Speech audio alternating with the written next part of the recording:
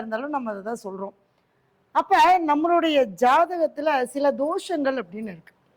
அந்த தோஷங்கள் வந்து பாத்தீங்கன்னா அந்தந்த காலகட்டத்துல நமக்கு அது பாதிப்பு கொடுக்கும்.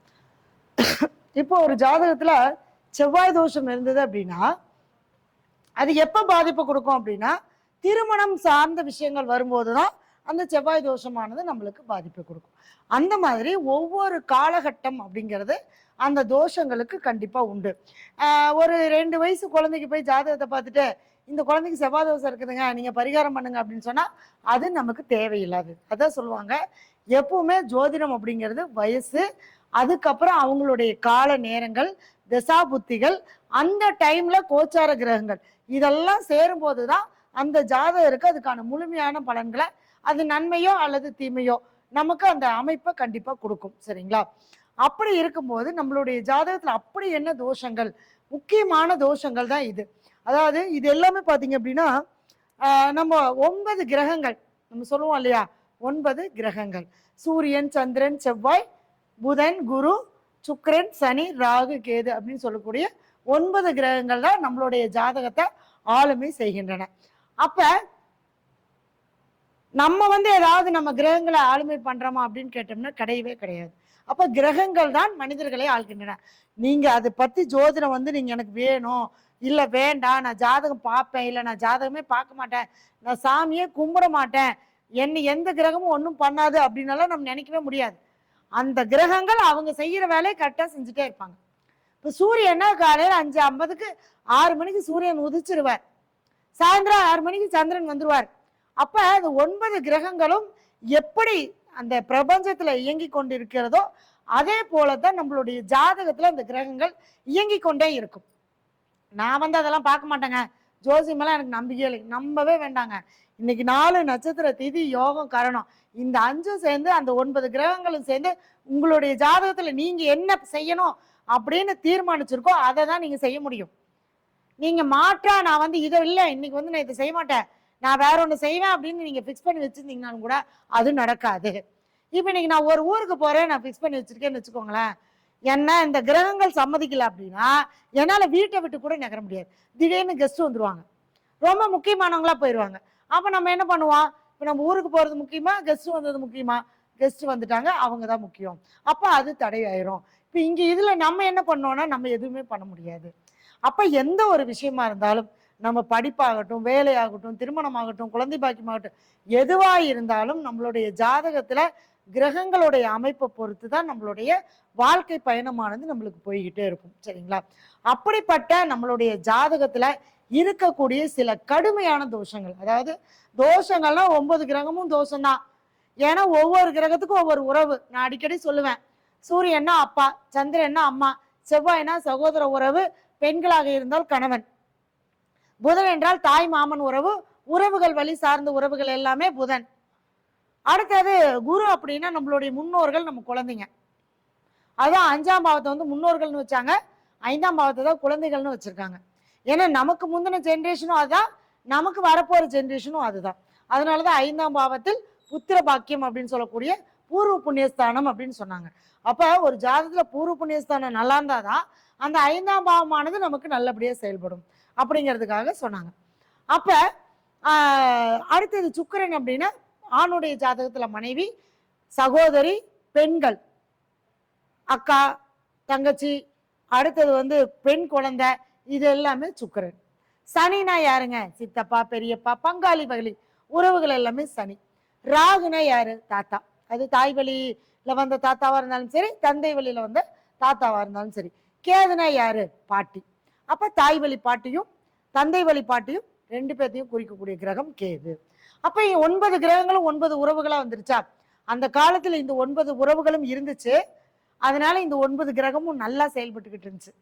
அப்ப என்ன ஆகி போச்சுன்னா நாளடைவில் ஒவ்வொரு உறவா நம்ம என்ன பண்ணிட்டோங்க, கஷ்டப்படுத்தி கஷ்டப்படுத்தி ஒவ்வொரு உறவா நம்ம வெளியில அனுப்பிக்கிட்டே வந்துட்டோம். இப்ப என்ன பாத்தீங்கன்னா ஹஸ்பண்ட் ஒன் ஒய்ஃப், கணவன் மனைவி, அவங்க மட்டும்தான். வேற அம்மா அப்பாவோ தாத்தா பாட்டியோ சித்தப்பா பெரியப்பாவோ யாருமே அந்த குடும்பத்துல வந்து ஒரு நல்லது கெட்டது சொல்றதுக்கு அவங்களால என்ன பண்ண முடியலைங்க, நம்ம அந்த உறவுகளை விலக்கி வச்சுட்டோம். இந்த உறவுகள் எல்லாம் விலகி போனதுனாலதான் நம்ம கிரகங்களை எல்லாம் தேடிட்டு இருக்கோம். அதாங்க உண்மை. இன்னைக்கு ஜாதகத்துல நீங்க எடுத்தீங்கன்னா 5ஆம் பாவம் கெட்டு போச்சு அப்படின்னா தாத்தா கண்டிப்பா நம்மளுக்கு தாத்தா இருந்திருப்பாரு, இல்ல தாத்தா அந்த அந்த அந்த உறவுகளை நம்ம கஷ்டப்படுத்தியிருப்போம். இந்த ஜென்மத்துல அல்ல, ஏதோ ஒரு பிறவில இந்த ஆத்மா அந்த சாபங்களை பெற்று வந்திருக்கும். அதுதான் நமக்கு தோஷங்களாகவும் சாபங்களாகவும் நமக்கு வருது. சாபங்கள் வேறு, தோஷங்கள் வேறு. தோஷங்கள் என்பது கிரக ரீதியா வரக்கூடிய அமைப்புல உண்டானது ஜாதகத்துல. தோஷங்கள் அப்படிங்கிறது பாத்தீங்க அப்படின்னா, அதாவது ஒவ்வொரு உறவின் ஆத்மாவின் வழியில் வரக்கூடியது சாபங்கள். இப்போ ஒரு அம்மா அப்பா சாபம் கொடுப்பாங்களான்னா கண்டிப்பா கொடுக்க மாட்டாங்க. ஆனா அவங்க அதே மனசு வருத்தப்படுற மாதிரி நடந்துக்கிட்டாங்கன்னா அவங்களுடைய ஆத்மா அந்த இடத்துல வலிக்கும். அப்ப அது என்ன ஆகுன்னா அது சாபமாக மாறும். அது ஒரு வகையான சப்ஜெக்ட். இப்ப நம்ம தோஷங்கள் நம்ம பார்க்க போறோம். இப்ப இதுல முக்கியமான தோஷம் என்னன்னா, இன்னைக்கு நிறைய ஜாதகத்துல இந்த தோஷங்களாலதான் நிறைய திருமணம் அப்படின்ற விஷயம். இந்த மாதிரி உள்ள ஜாதகத்துக்கு இது மாதிரியான ஜாதகத்தை தான் சேர்த்து வைக்கணும். இப்ப இவங்களுக்கு அந்த அந்த விஷயம், ஆமா, சூரியன் பாவகிரகங்கள் ராகு கேது மாந்தி, இது எது இருந்தாலும் அவங்களுக்குள்ள அந்த தாம்பத்திய உறவுல ஒரு ஈடுபாடு இருக்காது. இப்ப ஒரு ஈடுபாடு உள்ள ஒரு ஜாதகத்துக்கு ஈடுபாடு உள்ள இல்லாத ஜாதகத்தை சேர்த்துனா என்னவாகும்? அவங்களுக்குள்ள ஒத்து போகாம பிரிவினை கொடுக்கும். அதாவது கொஞ்சம் வித்தியாசமான லைஃப் வாழ்வாங்க. எப்படின்னா அந்த 10 வருஷம் 12 வருஷம் ஒன்னாவே இருப்பாங்க. குழந்தைங்கெல்லாம் பிறந்துரும்.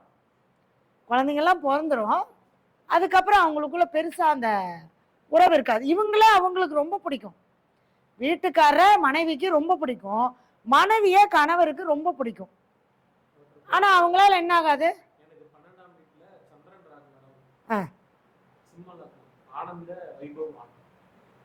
என்ன சொல்லிருக்காரு? 12ல ராகு. ஓகே.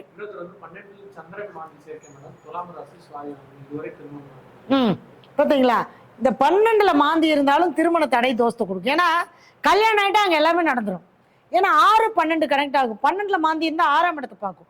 6ஆம் இடம்னா அவர் கேட்டு பாருங்க, கடன் இருக்கு, நோய் இருக்கு, வழக்கு இருக்கு, ஏதோ ஒரு பிரச்சனை இருந்துகிட்டே இருக்கும். திருமண தடை கொடுக்கும். 6 12 நீண்ட கால திருமண தடை. அப்ப அவருக்கு எந்த அந்த லக்கணத்துக்கு எத்தனாம் இடத்துல இருக்குன்னு பாத்தீங்கன்னா, சுக்கரன் வீடோ சுக்கர நட்சத்திரமோ சம்மதப்படுறதா கண்டிப்பா ஒரு பொண்ணை கூட போய் பார்க்க முடியாது. அப்ப 6 12 என்பது என்னங்க? திருமண தடை, பிரிவு, டைவர்ஸ். அப்பப்ப பிரிஞ்சு அப்பப்ப சேர்ந்துக்கிறது. ராகு 12ல இருந்தா போகத்தை அதிகமா கொடுக்கும். ஆனா அங்க வாழ்க்கை துணையிட்ட அது இல்ல, அந்த ஜாதகத்தை கரெக்டா சேர்த்தலன்னா தான் சொல்றேன். நீங்க போட்டுக்க எனக்கு இருக்கு, நாங்க சந்தோஷமா தான் இருக்கிறேன்னு சொல்லுவீங்க. உங்களுடைய வாழ்க்கை துணை ஜாதகத்திலையும் அது இருந்தால் அந்த தோஷத்தை கொடுக்காது. இப்ப தோஷம் உள்ளவங்களுக்கு தான் கொடுத்து சொல்லிட்டு இருக்கேன். அப்ப ராகு மாந்தி, சந்திரன் மாந்தி, இதெல்லாம் இருக்கும்போது என்ன, சந்திரனோடு மாந்தியோ சுக்கிரனோடு மாந்தியோ இருந்தால் அது பெண் சாபங்களை குறிக்கும் ஒரு ஆணுடைய ஜாதகத்தில். அப்ப என்ன ஆகுனா அவங்களுக்கு பெண்களால சந்தோஷங்கள் கிடைக்காது. இப்ப கட்டின மனைவிய அவங்களால சந்தோஷமா பார்த்துக்க முடியாது. இந்த மாதிரியான அந்த அமைப்புகளை தான் கொடுக்கறது இந்த சயன தோஷம். இது அந்த தாம்பத்தியத்துல ஒரு விருப்பம் இல்லாதும் அல்லது ஒரு பலவீனமான ஒரு நிலையும், அல்லது ஒருத்தர் நைட் டியூட்டிக்கு போயிடுவார், ஒருத்தர் பகல் டியூட்டிக்கு போயிடுவாங்க. எங்க 10 வருஷமா குழந்தை இல்லை. சரி கல்யாணம் எத்தனை வருஷம் ஆச்சு? 10 வருஷம் ஆச்சு. என்ன வேலை பார்க்குறீங்க? நான் நைட்டு போவேங்க. அவரு காலையில போவார். அவர் நைட்டு போறாரு, நீங்க காலையில் வரீங்க. எப்படி குழந்தை பிறக்கும்? புரியுதா இல்லைங்களா? அப்ப இந்த மாதிரியான இந்த கிரக அமைப்புகள் இருக்கும்போது அவங்களால அந்த ஸ்ட்ரெஸ், இப்போ ஒரு வேலை பார்க்கணும். இப்போ இன்னைக்கு ஆக்சுவலா பாத்தீங்கன்னா ஒரு சயின்ஸும் கூட ஒரு அனுபவமாகவும் நான் ஒரு விஷயத்த சொல்றேன். இதுக்கு முரண்பாடு இருந்தால் அந்த கருத்துக்களை பதிவிடுங்க. இன்னைக்கு என்னன்னா நம்மளுடைய மனம் எண்ணம் இதுதான் நமக்கு செயலுக்கு வரும் அப்படின்னு நம்ம சொல்றோம் இல்லையா? இது எப்ப இருந்து அப்படித்தான் இருக்கு. நம்ம என்ன நினைக்கிறோமோ அது நமக்கு நடக்கும். இப்போ காலையில இருந்து ஒரு 8 மணி நேரம் வேலை பார்க்குறாங்க, இவங்களும் வேலை பார்க்குறாங்க. அங்கேருந்து வந்தா அவங்க முதலாளி திட்டிருப்பார், இங்க இந்த அம்மாவை திட்டிருப்பாங்க. 2 பேரும் அப்படியே வரும்போதே அப்படின்ட்டு வருவாங்க. வந்தோடனே இவங்க 2 பேரும் எங்க சந்தோஷமா இருக்கிறது? இவர் சொல்றதையே அவங்க நினைச்சிட்டு இருப்பாங்க. என்னடா பண்றது, நாளைக்கு போனா வேலையில அந்த ப்ரெஷர் இருக்குமே, இந்த ப்ரெஷர், இவர் அதுக்கு மேல. அப்ப அந்த இடத்துல அவங்களுக்குள்ள உட்கார்ந்து பேசவோ சந்தோஷமா அனுபவிக்கவோ அந்த சூழ்நிலைகள் அமையாது. அப்ப என்ன ஆகும்? அப்ப அந்த இடத்துல எண்ணங்கள் வராது. அப்ப அந்த இடத்துல குழந்தை பிறப்பு தாமதமாகுது. இது சயின்ஸும் கூட, இது அஸ்ட்ராலஜி படியும் உண்மை, அனுபவப்படியும் இது உண்மை. நம்ம எந்த செயல் செஞ்சாலும் நம் மனம் ஒன்றி செய்யும் போது மட்டுமே அதுக்கான பலன் நமக்கு கிடைக்கும். இப்ப இன்னைக்கு நம்ம இவ்வளவு தூரம் நம்ம சொல்றோம்னா இது எல்லாமே நம்மளுடைய அனுபவத்துல ஒவ்வொரு விஷயமா நம்ம எடுத்து எடுத்து கோர்த்து கொடுக்கக்கூடிய ஒரு விஷயம் தான். இதுல நம்ம புக்கை பார்த்தோ புக்கை படிச்சோ நம்ம கொடுக்க முடியாது. அதுல ஒரு பாயிண்ட் தான் இருக்கும். அந்த பாயிண்ட் நம்மளுடைய அனுபவத்தின் மூலமா அதை நம்ம வெளிப்படுத்துறோம். அப்ப நம்மளுடைய எண்ணங்கள் செயலுக்கு வரும். அதனாலதான் இன்னைக்கு நிறைய பேருக்கு குழந்தை இல்லாத காரணம். அப்ப என்ன பண்ணோம்னா, முதல்ல அந்த காலத்துல எல்லாம் பாத்தீங்கன்னா பெண்களை சந்தோஷமா வச்சிருந்தாங்க. பெண்கள் வீட்டுல இருப்பாங்க, மகிழ்ச்சியா காலையில சமைச்சு முடிச்சுட்டு ரிலாக்ஸா ஒரு டென்ஷன் இல்லாம கணவனுடைய வரவை எதிர்பார்த்து காத்துட்டு இருப்பாங்க. அப்ப அவரும் வரும்போது அடடா நம்ம வீட்டு டென்ஷன்லாம் வீட்டுல வெளி வேலையெல்லாம் வெளியிலே விட்டுட்டு வீட்டுக்கு வரும்போது நம்ம மாறிக்கணும்னு நினைப்பாங்க. இப்ப இன்னைக்கு இருக்கக்கூடிய பெண்களாகட்டும் ஆண்களாகட்டும் எல்லாருமே ஒரு இயந்திரத்தனமான ஒரு வாழ்க்கையில ஒரு வேலையில ஓடிட்டு இருக்கோம். அப்படி அதை ஓடிட்டு இருக்கிறதுனாலதான் இன்னைக்கு நிறைய திருமண வாழ்க்கை முறிவு, டைவர்ஸ். ஒன்றும் இல்லைங்க, ஒரு கோர்ட்ல ஒரு நாள் போய் பார்த்தேன், எனக்கு கொடுமையா போச்சுங்க.